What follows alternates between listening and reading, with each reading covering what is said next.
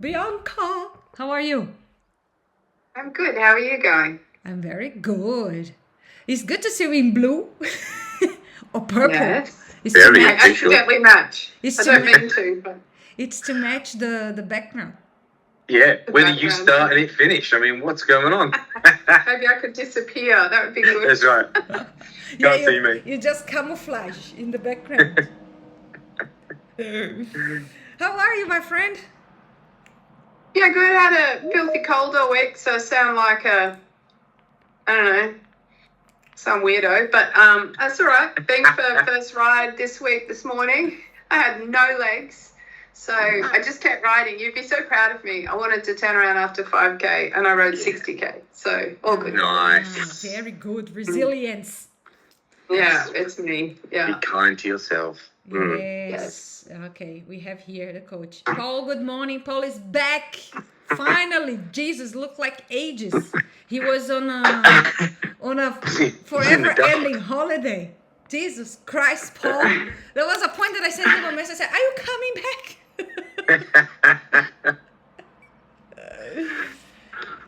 Don't rush back. Yeah, don't rush back. He went to the States like for a month. Let me just close the window Exactly. and join him. We are still in a intimate group.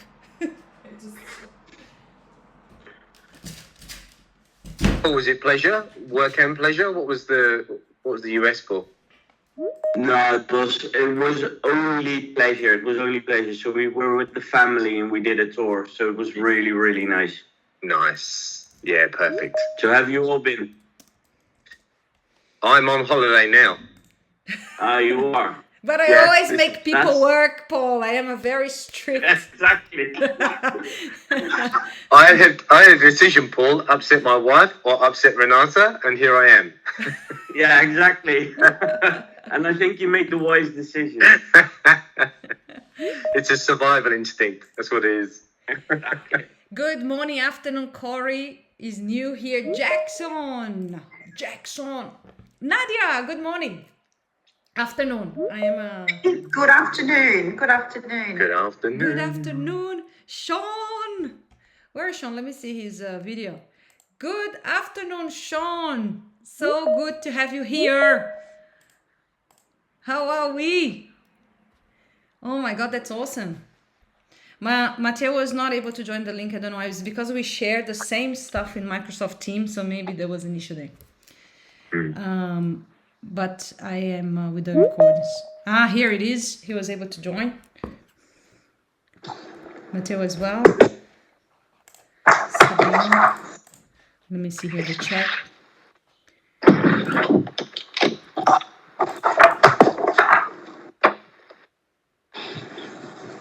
Emma's always outside. I love that. Always. Emma, good afternoon. Good morning. Good morning. Good morning. With the let me give you 2 more minutes. What time is it? 2 more minutes and then we crack on. Gilles should join. Adele, how are you? You are back in Australia, right? Yep, I am. I've just finished some work, so I'm walking while I'm watching. Perfect. That's the purpose. Move. Emma was in the same thing last time in the trainer. So good. Yeah, that's the purpose, right? If you can move, even better. Even better. Do a health and safety check, bud. Yeah, the Multitasking. Yeah, just focus. Just focus. Yeah. 2 more minutes and then we crack on. I sent this morning in the group a music I listened to this morning. Very beautiful lyrics. I get every time I listen to a song that is very insightful, I try to understand where the artist was coming from with that, right? Probably from sort of pain or something they were going through. It's so, yeah, it's very insightful how they come up with so strong lyrics, right? Like certainly something going on the person's life. It intrigues me on how. That's what High Ren. There's a song called High Ren by the artist Ren. Yeah. And it's pretty out there, but it's worth a listen to. Yes. Very good. Chris, let's crack on because I know that your session is very powerful today, especially that we're gonna go through the tasks, right? That we had to do. Some people probably are sending me messages here. They're gonna join in 5 minutes, so they get ongoing. Yeah. So good morning, good afternoon, everybody. So good to see you all. We are just getting better and better in this group, so this is very exciting. So for those that are here for the first time, REKONNEKT is a networking community that we are creating that connects people through growth, learning, and movement. And today we are going to be going through the session number 2 from Chris. So he had presented a month ago. He is a stress scientist coach. I'm not going to give you any intro because he will be able to do that. And we were able to do a very powerful session a month ago, and then we got some tasks to keep going. There will be more 2 episodes after this one. So after this one, you stay tight for the following ones. Chris, let's go. Let's go. Okay. Let's go. Look, it's an absolute pleasure. I don't have my screen up in front of me. I've just got all your faces, which is amazing. It's just so nice to be able to build the network and watch, new faces coming in, and then familiar faces who've been through session 1. And that's a balance on my part. I've got to figure this out as I go about how much we can build on what we already know, how much we've got to reintroduce. And then today, the first session was very much around me giving context to the community. Who is Chris Wilson? What is stress science? The second part, today's session, is very much around a fireside chat. Adele gave us this beautiful, a couple of weeks ago, she gave us this beautiful example about how 25 minutes of input and then really opened the floor to what is it you want? Like, where do you want to take this conversation? And I think that worked really well with people who are invested like yourselves. So without further ado, let me just share my screen. I'm going to give you some of the slides for context again. There we go. Wonderful. Let's get this up. Yep, there it is. Okay. Renata, can you see my screen? You can see the slides. Yeah, thank you so much. Wonderful. So to build this out, session 1, we really talked about this design thinking piece. And that was very much around where are we now? Where are we going? And then how are we going to get you there? The task that we set was part of that, where are you going? And so if we build that out, what is stress science? Looking at physiology in the body, talking about cortisol and what we call HPA axis and all this beautiful sciencey stuff. And then it was okay, so how does it fit in? Look at these 3 levels. So we've got this self-regulation level, us. I've got a room full of individuals here. Then we start talking about co-regulation. As we build the community, we can then start to co-regulate. We can then start to hold each other accountable. We can then start to share wins and then obviously share the struggles and the hardship as well that comes with it. And so that's the beautiful piece. And then lastly, we've got organisational regulation. There are 3 levels that we start to build out. Where are we now? Where are we going? How do we get there? What's our journey look like? And then how do we talk to you as an individual, hold that accountability, build the community, and then start to look at things like the deeper level, like the culture and the values and everything else that's going in. Now, there is a question. It's rhetorical for now, because in this fireside chat, what I'd love to be able to do is for you to bring out what you're most interested in, what you're curious about, and then what's important to you. So as we open up the floor, I'll plant the seed now, and then I'll give you time to process, and maybe some more questions will come up as we go through. But please feel free in the chat, unmute yourself. This is an absolute open forum. So I want to contextualize. So I'm a founder and a CEO of a health tech startup company. We are tackling these numbers. I don't want to take away from the importance of these personal conversations. I was going to say intimate. I didn't like the word. These personal conversations that we're having today all contribute to this bigger picture thinking. And I just want to, I'm not going to talk too much about it today, but I just want to plant that into the room. We've got this idea that we've got stress and the workplace well-being 2025 results are in and the numbers are getting worse. And we've got all this, all these doomsdays type conversations. But what we're looking at is in these communities, in these conversations, we can then start to impact bigger picture on scale. We can start to impact the numbers we're looking at on the screen at the moment. Now, the program is called the Performance Acceleration Program. It's a coaching program that I run through Stress Science. And in the middle there, you've got SELF, which stands for Sustainable Elite Level Performance. The sustainability piece is the important part. And we built this out last session, so I'll whiz through it. These are the pain points that I typically hear from my clients as we categorize them. There's fear of failing, there's this risk of burnout, and I'm not sure how long I can keep going on. Then we look at the promise. So the promise is, well, if we've got this fear of failing, what does success look like for us? How do we go from this burnout, this physiological, this trauma-based, and I know some of us in the room have gone through burnout, so I know it's this trauma-based experience into how do we get the cogs moving, the ball rolling? How do we then start to go into this thrive type, physically, mentally, and emotionally? And then finally, if we feel stuck, we can't see the light through the trees, how do we then get that momentum, get that motivation, and get that drive to start accelerating forward? And we've got 6 different areas. I'm going to stay here for now because the task that I set was looking at future intent. Remember that? Where are we now? Where are we going? How do we get you there? The task was we wanted to look at 5 different arenas, and we've got a specific task around past, present, and future.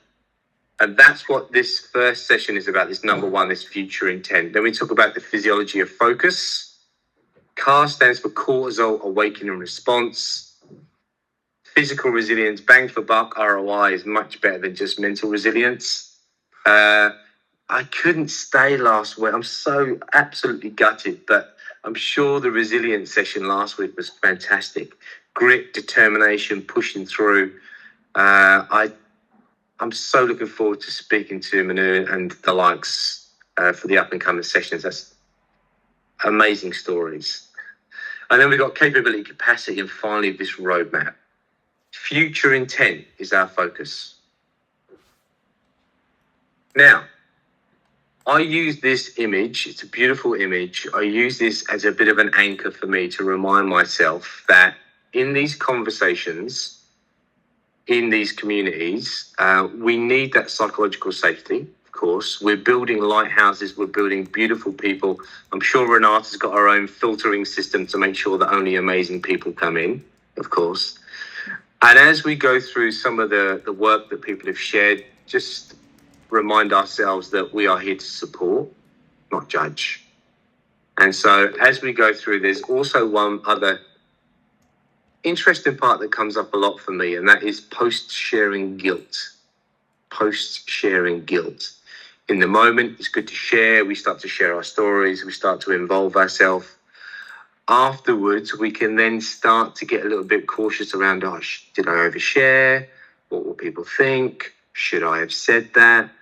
And I just want to highlight, if those thoughts start to come up with sharing today, please just catch yourself. It's a beautiful space we've got here. And of course, you can always reach out and have a chat.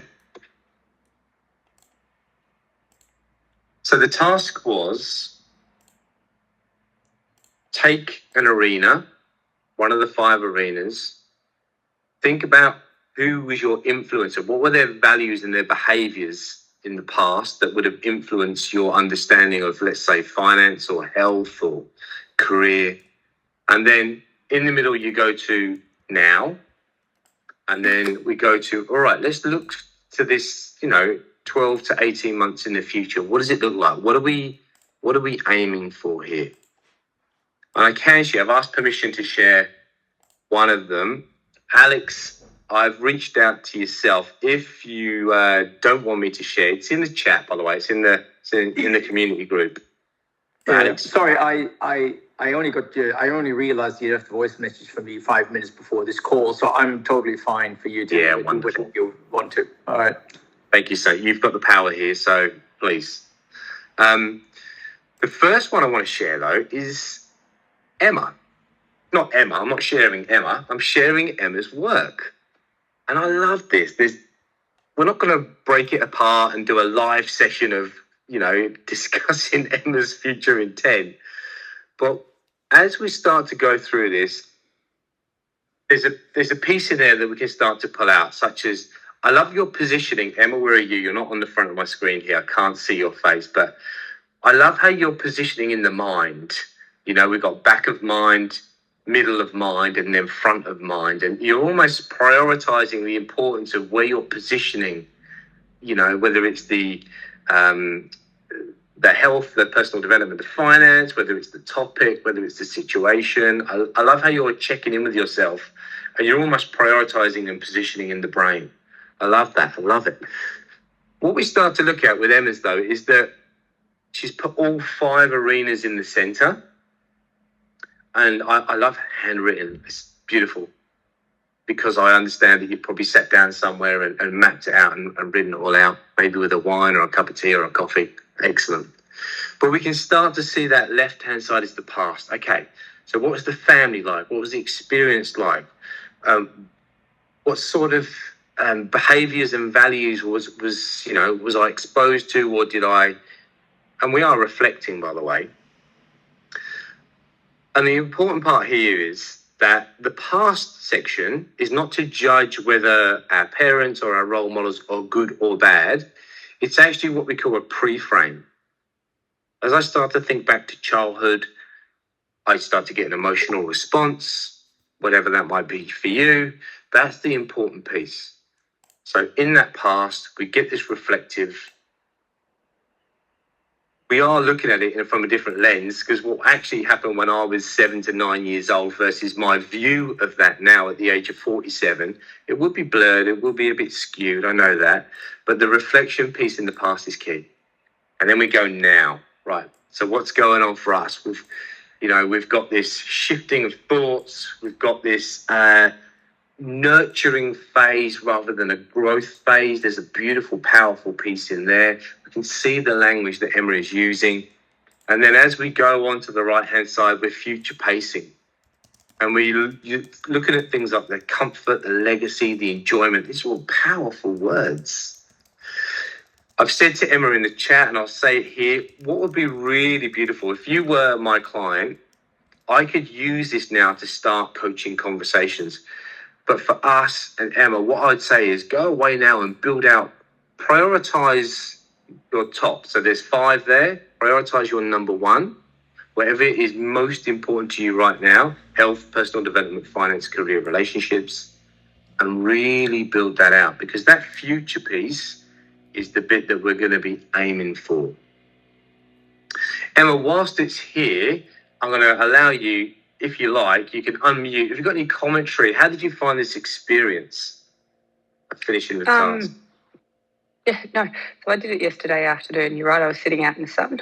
And it's interesting to reflect on the influences that I've had in life, but also the stage, the point where you are and how that shapes. So, from a health perspective, I kind of took health as actually not a personal, where am I from a health standpoint, but how is health having an influence on my life? Now, my parents are getting older. They're in their mid to late 70s. And so I haven't had to think about health up until now. But I know soon a telephone call will be coming, be it 2 years, 5 years, whatever, and health is going to have to be a priority. So it's kind of thinking about how does that influence my life, the stress that I have in my life. At the moment, I haven't had to think about it. How does the personal development and the experience that I'm having from a family standpoint, how has that influenced us? Again, we're in a very fortunate position at the moment where we're experiencing a new culture and living in a different country. And so for me, from actual professional development standpoint and career, although my career's brought me to where I am, it's not something that's driving me at the moment. It's more the experience from a personal standpoint. Now, I know that's going to change. So, you know, that's something from a future standpoint that I'm actually really looking forward to. But I need to keep reminding myself that I need to live in the present, because I'm somebody who is very much goal orientated, and I want the next thing, and I want, you know, something more, and I want to be challenged. But I've had to let that go in a way, because I'm like, it's okay just to be content. Like right now, it's okay to be happy and not have the stresses. And that's really hard, because I don't like to sit still. I don't like to be idle. But looking at this, and this has been an opportunity for me to go, okay, well, this is now. This is just the present. There is the future, and the future is going to be big, and there's going to be stuff in there. So live in the moment, because things can change, be it health, career, financial. Hopefully not. You know, there's I've got words in there about, you know, comfort and balanced and fulfilled. But yeah, I think this was nice, because it gave me an opportunity to reflect that there are stages and phases in your life, and when you're in them, make the most of them. Yeah, such a powerful share. Thank you so much, by the way. I understand you're on the spotlight here in a group of maybe unfamiliar faces, so that's powerful for me. And I love how you're looking at this as, okay, so what I'm identifying about my patterns of now, you know, I realise that there's going to be a shift in the future, and that's mental prep. We know it's coming, and it is a stressor. So I'm going to catch myself there, because when we talk about health, the assumption is it's about our personal health, but it doesn't have to be, because at the moment your external stressors are having an impact internally, and it's just as important to identify those as well as look internally. So thank you so much, Emma. I really appreciate that. Again, we're not going to pull it apart or go into a coaching session live. That is not what we're doing. So the next share, and what I love, your handwritten. I said to the group, by the way, anyone that wasn't here, that I don't prescribe how to do this. I've had many different variations. I say put a circle in the middle and then do the left-hand side of the page, the middle and the right-hand side of the page is the future, chronological in the brain. But I've got spreadsheets, I've got vision boards. I haven't had interpretive dance yet, but, you know, I'm open to it if you really want to give that a crack. But I love the way that without the prescription, people just create their own version of what this means to them, which is powerful. Okay, thanks, Emma. So I'm going to move on. I've got one more to show you, and that is Alex. Now, again, we're not going to judge on Alex's brain versus Emma's brain and you know, how he's got everything beautiful and lined up. But you can see what we've got here. We've got this 5 key arenas on the left-hand side. Then we've got this past, present, and future. And there's so much in here. There's personal values. There's, you know, Christianity values. I can see that. In your current self, which is great, Alex. I love this growth mindset piece you've got here. Learn about my own behaviors. Learn by observing others. Be compassionate. I want to read more about human behavior. There is this relentless appetite for learning and developing self. In the future state, what we can see with Alex is, I like to see the weighting. So how heavy you are in the information about the present, and then how heavy you are in the information about the future, and then what sections you are most heavy in. Often tell me a little story as well. And of course, we're giving the gold away to the people who haven't shared or haven't done this task yet. I love how sleep more is on its own. Like, I've really got that, Alex. That really stands out for me. But Alex, could you share, like, how did you find the experience of doing this task? It was obviously a very interesting task. Also because I did something a little bit similar, but about 2 years ago on Adele's recommendation, actually, which was like this 10-year planning. Where do you want to be in 10 years? And then work back. What do you need to achieve in 5 years, 3 years, 1 year, and so forth. And what I found interesting is, obviously, depends when you do this and what stage in your life you are in and what mindset you're in and where you're at. So when I look at health, I'm obviously a little bit older than Emma, and so my parents, my father actually just passed away. My mum just turned 90 a few weeks ago. So you look at health, obviously a little bit different, but all these things are a little bit different. But also when I compare that for 2.5 years ago, my whole career in my life, I've taken a few turns that weren't planned. It didn't go as straightforward and as well as I intended it for the last 2 years. So what I've written down here is obviously a lot of that is a reflection of that. So when you tell me you don't want to do, we're not going to go into the detail, but that sort of is reflective of that. And then you reflect on what is it, where do I really want to go? And what are this sort of 12 to 18 months is an interesting, reasonably short-term horizon compared to the 10-year exercise we did a few years ago. So to work out, what does it really mean? And ultimately, it was a great exercise. Just when I started with let's see what comes out of my mind. And it was quite interesting to just within the hour or so that I spent doing this is where your mind goes. And then this sort of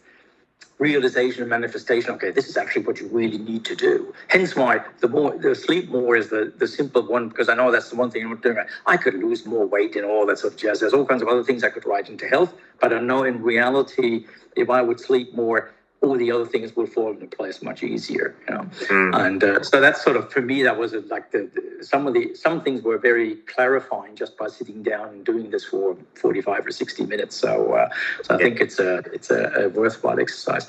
I also had to smile though when you talked about the post-sharing guilt, and where you go like, should I just put this on the web or not? Whatever.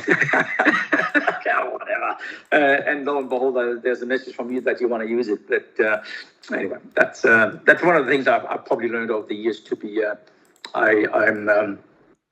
To be as transparent as a leader, I guess that's what I've learned. I'm transparent. I'm happy to share. I've been told I overshare sometimes, but I got to a point where I don't care if people want to abuse the fact that I've overshared. Then good luck to them.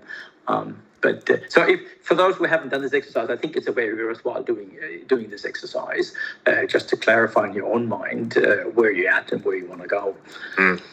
There's a piece in there, Alex, that may or may not resonate, but actually, without coming with an intention, so just sitting down and seeing what comes out of your brain, I think those were your words, is actually a much better place, because otherwise we're thinking about, if I said to you, I'm going to share this with the group, it would change your state to be able to reflect. Oh, well, I better not say that, and I won't say that. And you might not actually build out as deeper level of information if it's just a piece for yourself. That's why I asked permission to share, obviously. So it's a really good state to be in, is to go, I'm just going to start. I'm not going to give myself a time or I'm not going to restrict myself, and just see what starts to come up. Allows you to go from this superficial level into those deeper levels. Oh, actually, yeah. And that reflective piece allows your brain to go into those deeper memories and those deeper intentions and values, which are about, by the way, it's all here: compassion, collaboration, inclusion, integrity. I can see these all being built out as well. So it was a beautiful piece, a beautiful share. I love how you separated it in your brain. I just want to say that, I'm looking at some of the stuff like empty nesters now and clarifying financial goals for the first time in my life. It's just kind of building this conversation going, some powerful stuff in there. So thank you so much for sharing. Now, I was gonna stop sharing, but I won't do because of the technology. Is there anyone else that gave this a go that didn't share? Is there anyone else that Renata, by the way, sorry, I'm going to acknowledge you. I know we talk all the time, right? So no, just one thing is the chat from the Microsoft Teams is not working. God knows why. Okay. So if you go to the WhatsApp group that we have from Reconnect, which all of you are there, with the exception of Corey and Filippo, if you can send me your phone numbers on LinkedIn or email, I can add you there. You can put comments in there. Yeah, so let's use that as the chat, as the Microsoft Teams thing is not working. So I'm sorry for Could you monitor that for me, Renata, just in case I missed something? Yes, please? 100%. Yeah, wonderful.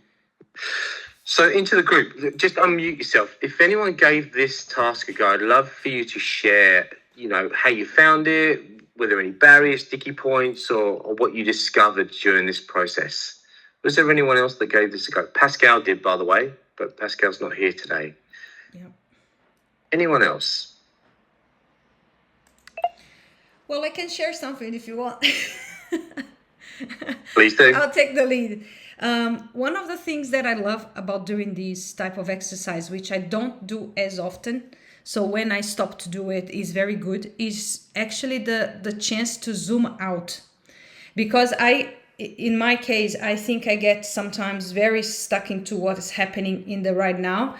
And I get very judgmental with myself, and I push myself too hard in this moment without realizing all that I have done, right? So without zooming out the situation and saying, wow, I am here now because of all the decisions and things that have happened before, which when you go into the influences of your influencers here looking to Alex, one in your youth, and then of course in your future, and you actually realize that everything that is happening right now is exactly this exercise that I've done in the past. And now I'm living the future that I actually wished for. And then you are always, right, is the famous quote of the top of a mountain is the bottom of the next. Right? It's always like you do the whole hike to the top, and then you arrive there and you took everything that you've done from the bottom for granted because you're already looking to the next mountaintop. Right? So I think this exercise makes you realize, zoom out of a situation and also realize that everything is going to fall into place eventually. Even looking into your past experiences. Paul, go for it. I don't want to talk so much, but I always do. No. I just wanted. I'm sorry I didn't do it, Chris. Obviously, for the reason we just mentioned, and clearly, I took my wife over Renata, which is something that could be really bad in the future. But exactly. No, but what I liked about the approach that you've taken now, and the openness of Emma on this call, specifically Emma, is that I find it very inspirational to listen to her story, and certainly the fact, and that's what now happening with me is reflecting on that what Emma and the others have done is.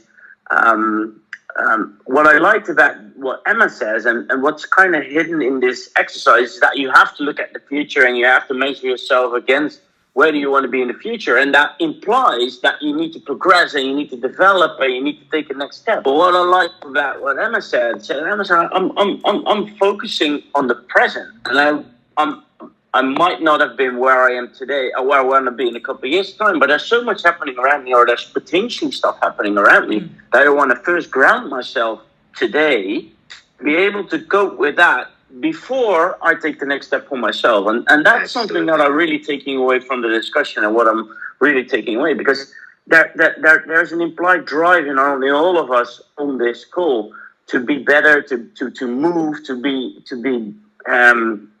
moving. But the fact that she says, and that's resonating with me, take your time, reflect, use the time today to grant yourself to be able to be there for others when they need you.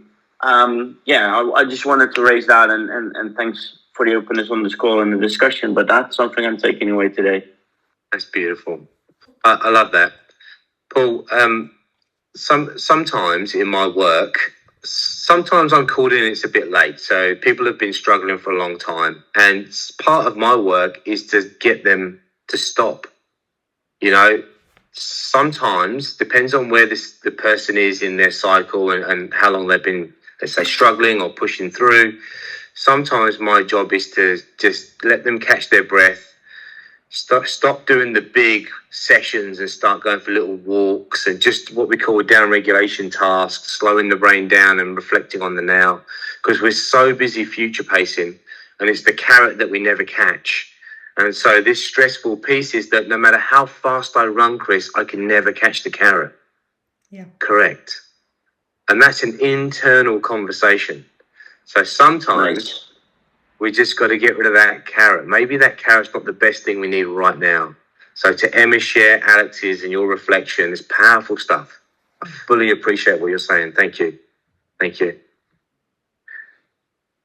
Anyone else? Adele. Yeah. I'm happy to share something, just following on from something Alex said about a 10-year plan, which is an exercise a few of us have done. And I think just, my reflections is that you probably, doing the exercise, it's really good to sort of just validate your base and where you are. But in particular, in that sort of goal setting, in that sort of thinking about your aspirational state, particularly the longer term, you sort of go, well, that's the, think about every company. You have a vision, which is where you ultimately want to get to, but you have a short-term plan, which helps you align with getting there. But I think it's really important to reflect. We often sort of think about, what am I going to achieve in the next 12 months? And we load everything into it. And we probably are always optimistic about what we think we can achieve in 12 months, but we probably underestimate what we can actually achieve, in the period beyond that. But also when you set the sort of longer term, whether that's 2, 3, 5 years, whatever it is, it kind of is the guiding light. So then it's whatever you're doing today or next month, is it really aligning and is it helping you get to that aspirational future state? So I think the exercise, it sort of goes into your subconscious when you think about that aspirational future. You may not realize, but by doing the exercise, it's sort of buried in there somehow. So then when you're doing your day-to-day stuff, it's kind of reminding you, am I on track or not? Is the thing I'm spending my time on, is it helping me get to that aspirational future state? So I would just, I think it's really, really worthwhile exercise for everyone to take some time. And then always, come back to it every 3 months or 6, continue to kind of reflect on where you are. I love that, Adele. There's two pieces in there. One is, as Alex said, depends on what state you are when you do the task. So if your future state, your past may not change, or you may have different reflections, but your future state will change depending on which cycle you're in. And that business piece as well. So part of my work is that we've got, KPIs and OKRs. We've got strategic roadmaps and success metrics. And sometimes I need to be able to map up the future goals. So I'm looking at Alex's right now, still on the screen. I look at his future goals, look at his business goals or targets set by the organisation, and I map those together. That's one of the bits that we tend to... that's cohesive. Yeah. Work goal is work, and this is personal, and never the two shall meet. That's not true, because already in this small session today, we've talked about parent health. We're talking about financial security. We're talking about enjoying holidays with family, and we need to connect those two conversations. Yep, wonderful. Definitely. Okay, I'm going to move on because we're already bringing up subjects. By the way, session 3 is about performance planning. So we start to bring this in something that I call autonomous business rhythms. We can discuss that in session 3, a little mic drop moment. Okay. So the conversation, the context is around stress. We know that. And we are talking about this future state, this whatever success means to you. Please bear in mind, I don't put metrics over success. Success could be a feeling. Success to you is very personal, whatever that might be. Success might be getting out of bed in the morning. Could be going for a walk with your daughter. Other children are available, by the way, but I've got a daughter. So it depends on what success is for you. Now, this is a very loose example. But these on the left-hand side are 3 stress reactions. They are 3 stress states. We've got freeze, we've got flight, we're going to run away, and then we've got this fight.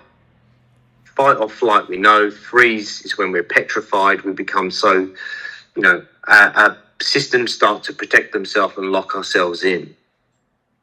So when we start to look at our future state and our goals, and then we look at the stress states, we know that people who are in the freeze state, what tends to happen is they can't get to their... Why is it not working? Hello?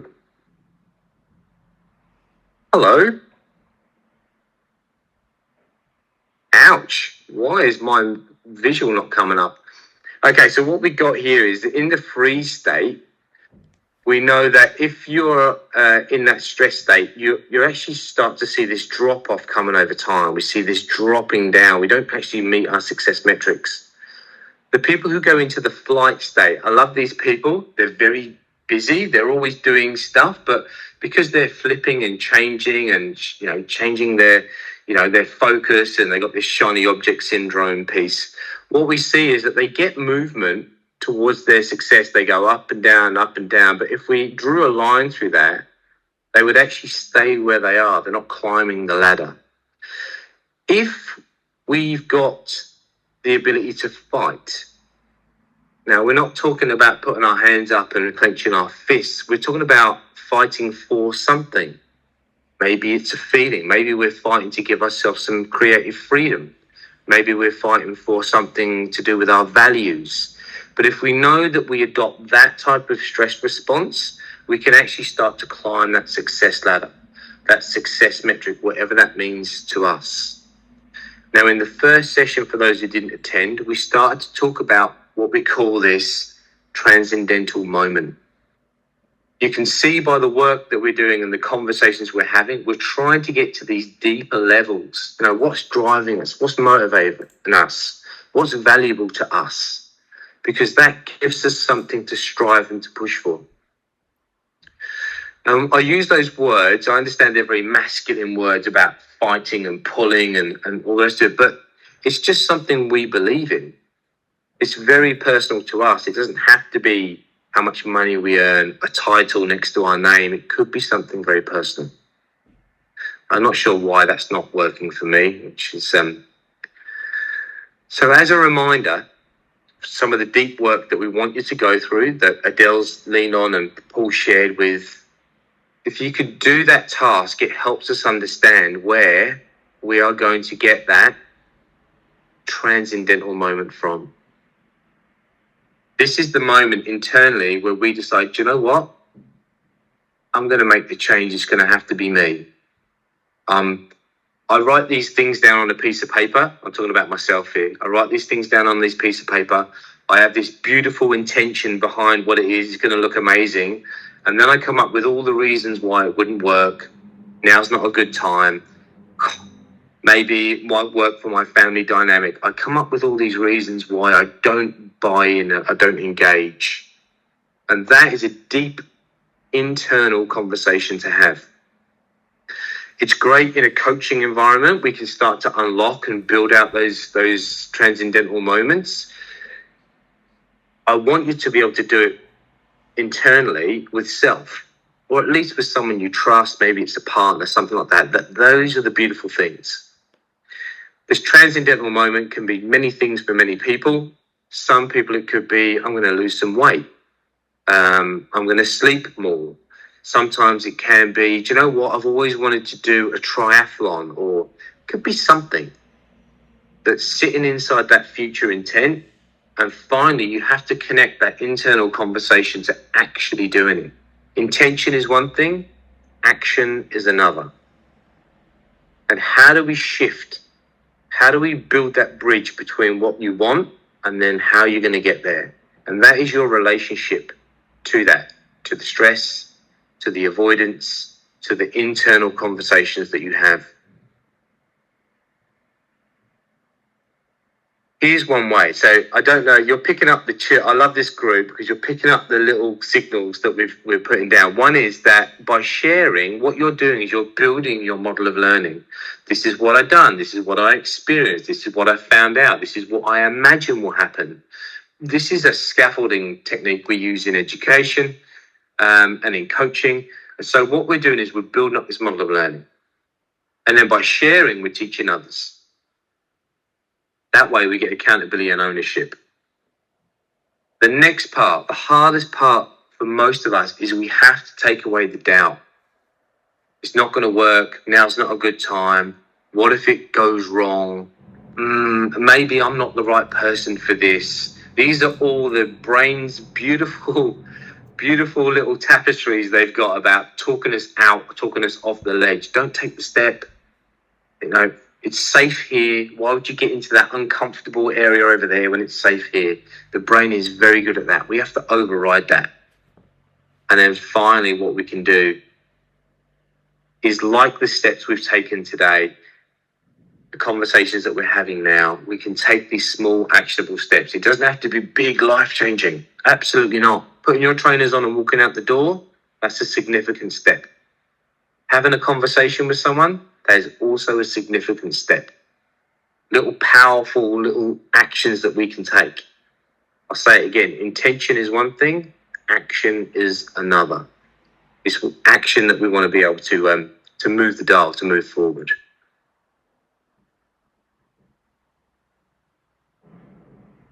So, there's another personal piece that we may not finish today. I'm looking at my time.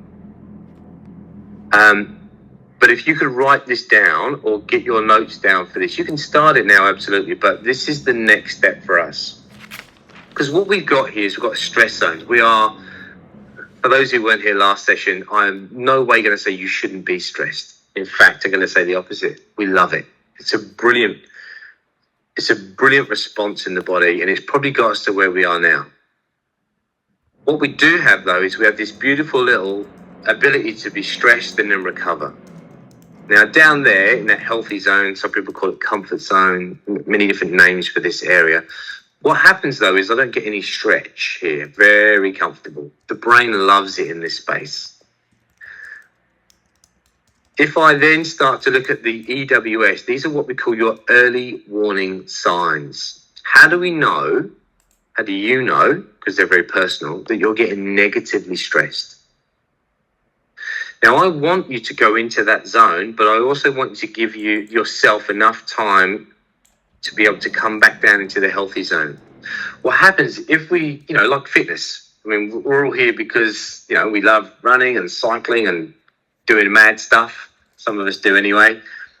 And we know the first time we start to train, I remember when I jumped on a bike for the first time, and I was running ultra marathons, but first time on a bike, I managed to get 16 Ks. And I was absolutely burning. And then that fired in me. I got to stretch myself, come back and recover. Push myself harder, come back and recover. And that's what we're thinking. This beautiful example we got is stretch and recover. What happens, though, is we start to, because of,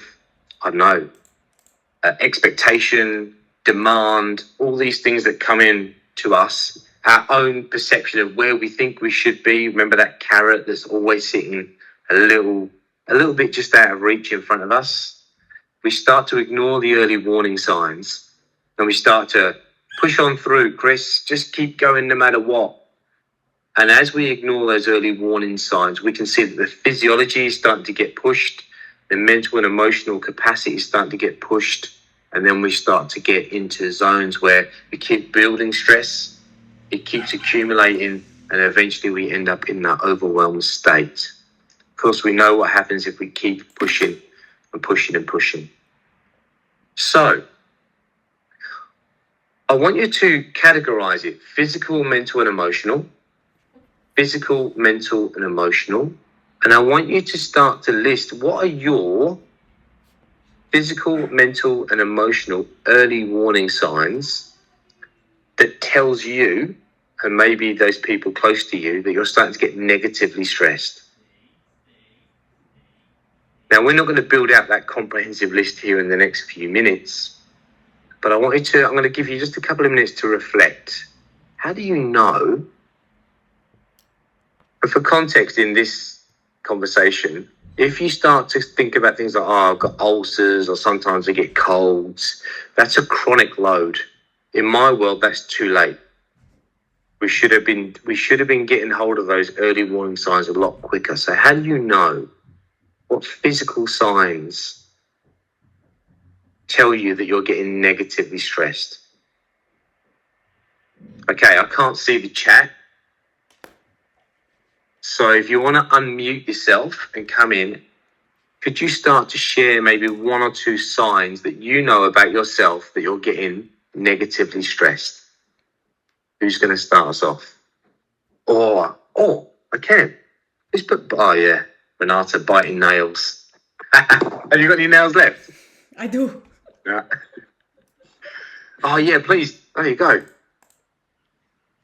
I'll share, guys. So I think for me, my early warning signs for physical is the heart racing. So I can start to feel sort of my heart racing that little bit more, or I might be a little bit out of breath when I'm not actually doing anything. So I just feel that's when perhaps an early stressor or early warning sign might be that something is triggering, I think, that stress in me. My mental is that I will overthink it, right? Or the imposter syndrome will start to creep in and I'll be telling myself that I can't do it.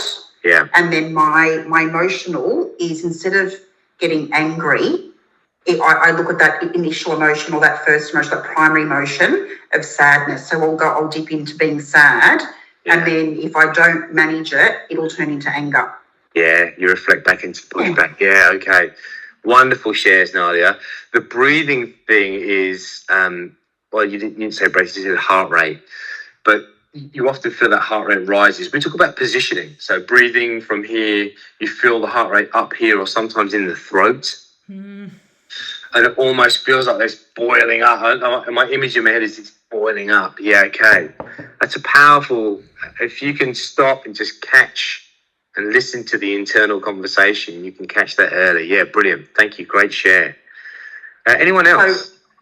Can I just say, years prior, so what I've learnt to do there is just put I realised I was doing it very intrinsically without realising what a change it does, but just putting my hand on my chest, which then instantly lowers, the heart rate. And then more intentionally now going into some box breathing, if I can actually feel myself, shifting into that space that I don't want to get into. So over the years, I've been able to manage it so much better than what I used to when I worked in, corporate roles, was really just potentially sometimes triple booking, a time in my day. Very, very different now, but, do manage it much better. That's a brilliant share. I love that. Not only the recognition, but also your self-control. Powerful stuff. Yeah, well done. Thank you.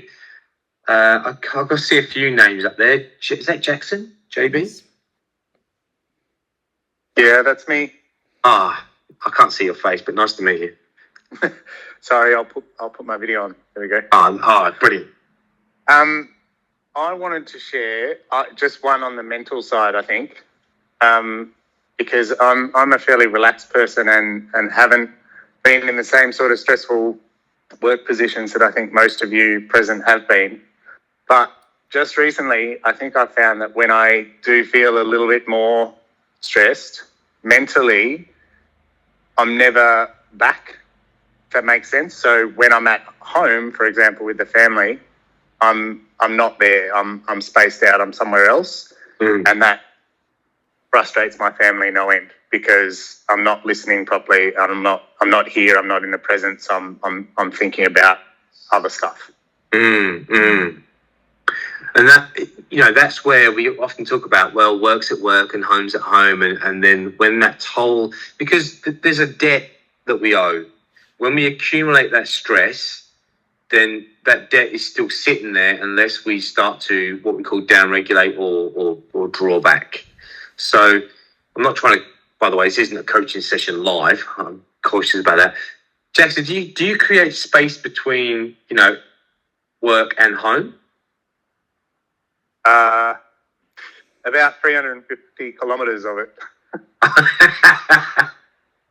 No, look, I'm in a position at the moment. I'm not sure if you're aware, Chris. I know some of you will not be aware, but I'm Emma's husband.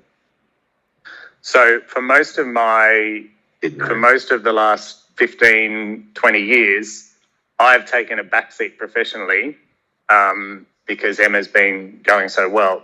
And I'm in a position now where I'm actually in a role that I love and that is really challenging me.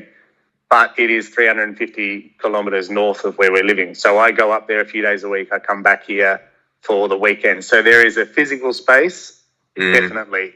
But there is probably not enough of a mental space because when I'm here, I'm still thinking about there. I'm cautious that we're going to start to go down into a deeper conversation with a husband and wife. Okay, live. Yeah, but I didn't want it to be a coaching session. I didn't want to go into this sort of personal thing, but I just wanted to make the comment that I think mentally for me, as someone who has never been in a very high stress, high power role, and now in a position where I find that I'm still not in that, I don't think, but I'm getting closer, is that the first thing I notice mentally is that I'm not as present. Now, don't underestimate the power of what we call stress inoculation. So, as you say, you don't have the experience, but as you go through iterations of, and it starts to develop, we talk about stress and recovery, you'll build up resilience to it. You'll build up systems around it. As long as, God, can I say it out loud? If you've got a nice tight team around you that you openly can talk about it, then you can build up that capacity to be able to create space. As long as you're dedicated and thorough about how you know what's important. It could even be that shift, as I'm thinking out loud. It could even be the importance of, okay, I've got to have a conversation with myself because my priority is family. And that's not fair because this is taking time away from. You can have that sort of internal dialogue with yourself. Work around that if you can. Try and build something out that works for you. Reach out to me after if you want to share. It's a great share, though, yeah. We've got space invading on the mindset. Yeah, we all do. We all do. Okay. Anyone else?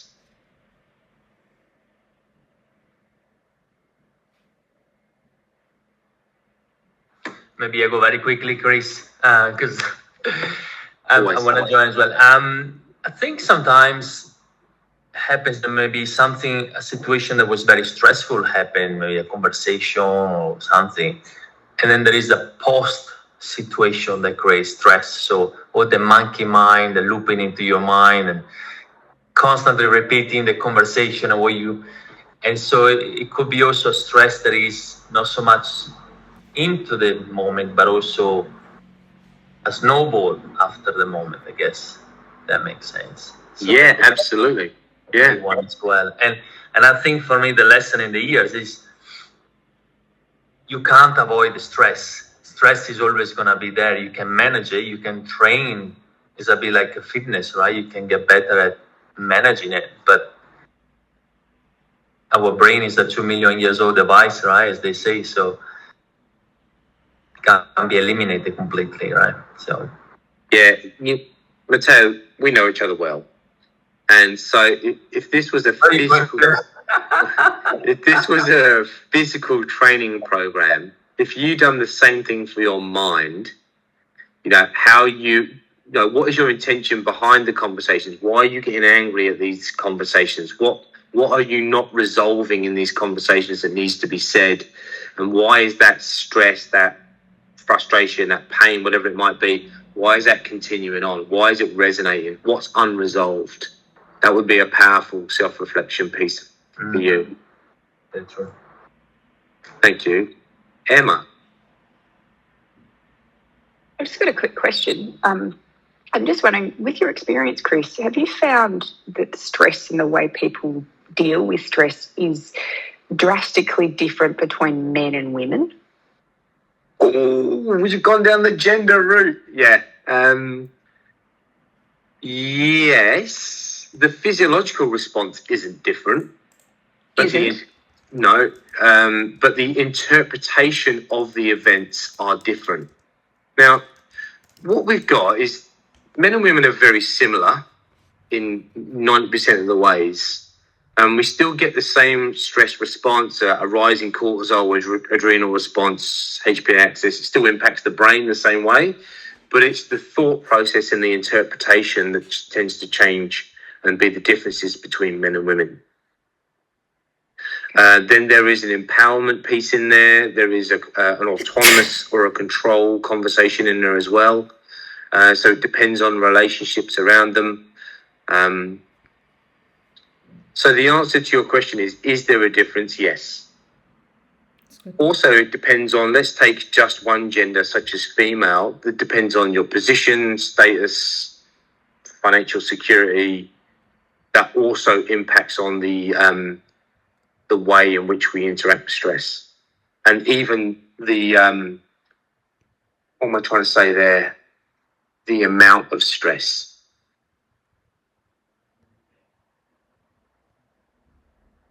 I'll let that sit. We can keep building on that, Emma, absolutely. Excuse me. Emma, is there a follow-up question? I think a similar question, but I posted it already in the group, so we can also take this offline, mindful of time, and I saw people dropping off as well. But it's not a gender question that Emma pitched, but I pitched the age question. So when you're getting older, it feels like you can you're less equipped to handle stress than you are when you were younger. I'm just wondering if you got any views on that, but like I said, you can take it offline in the app or whatever.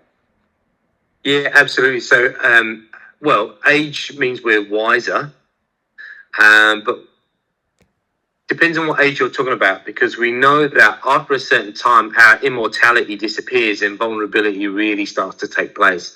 I've got this beautiful poll I'll share with you offline if anyone else is interested. It's called the fear trough. So we start looking at age and position, so middle management, for instance, and why they are more stressed and why people of a certain age are more stressed.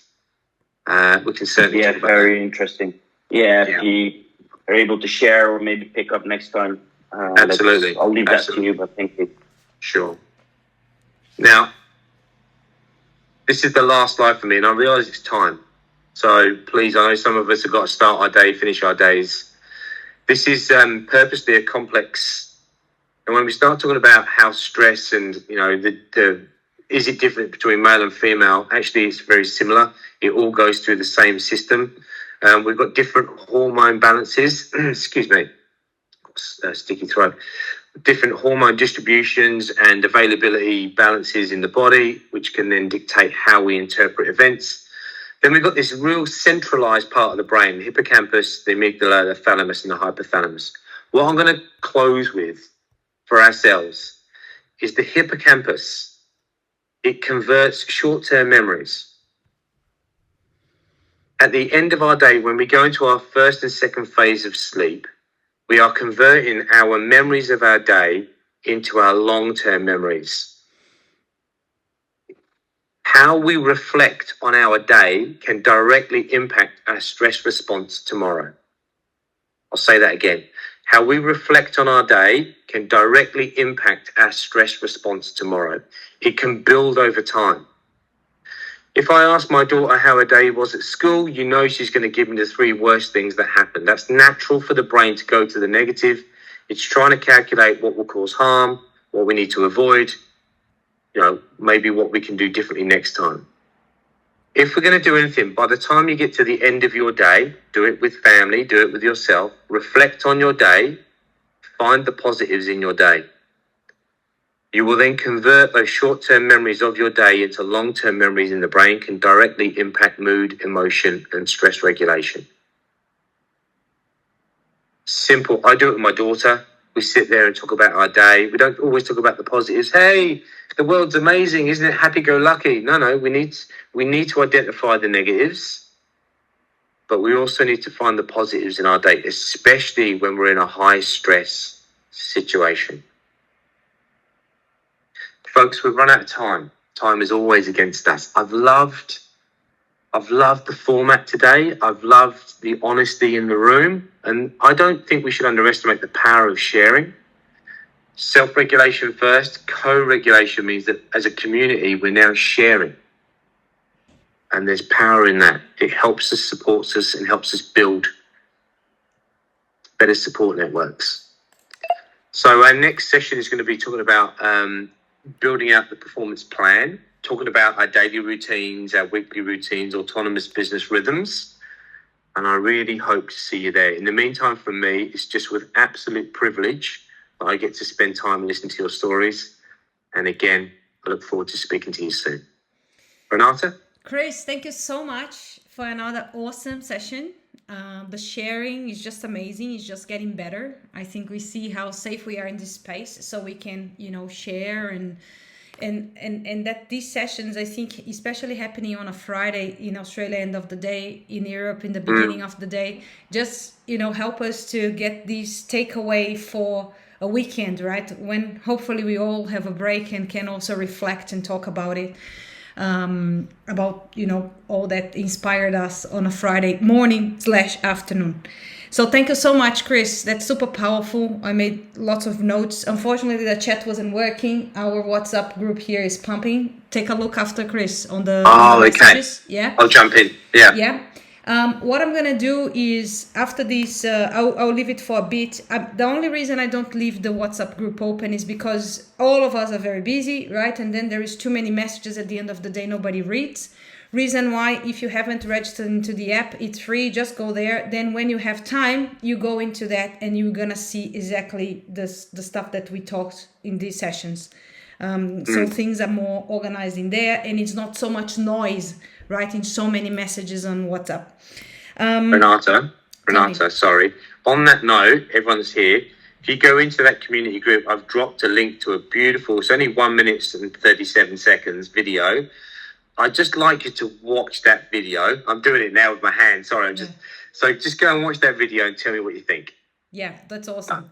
Yeah, that place is great because we can, have separate groups. I'm gonna add the recordings from our sessions as well. So if you want to catch up in anything, especially the ones that left earlier because of any commitment that they have. So next up is, August in Europe is a month that is very busy for Europeans. So usually most of people goes on holiday. So I'm not going to put anybody on calls while they're on the beach, with the exception of Chris. Thanks. On a Friday, but I will be in touch with other things, because one of the things I've been working on is on purpose. I think it's a big one, a big topic. I've been hearing about purpose from all of you and all of other people that I've been, having conversations with. So I have somebody that's been here in previous sessions, Sabine. She actually helped me with my purpose 5 years ago.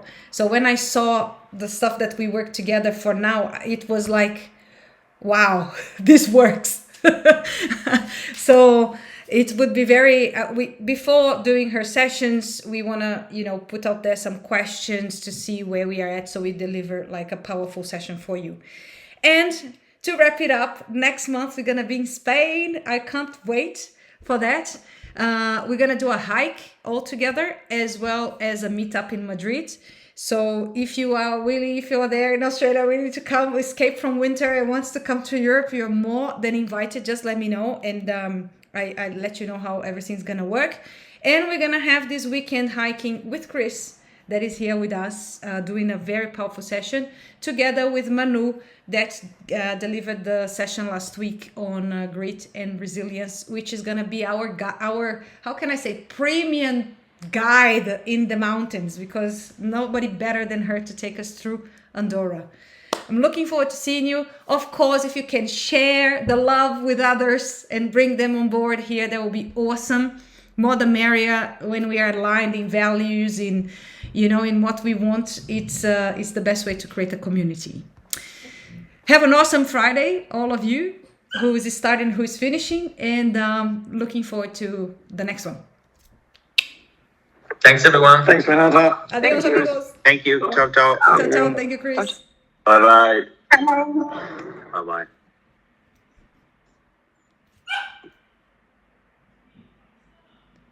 That was awesome. There's never enough time. Once you get them, enough time. I thought about it. I thought, I'm going to stay here. I'm going to stay on that slide and keep this going. But I thought, no, I've got to keep moving.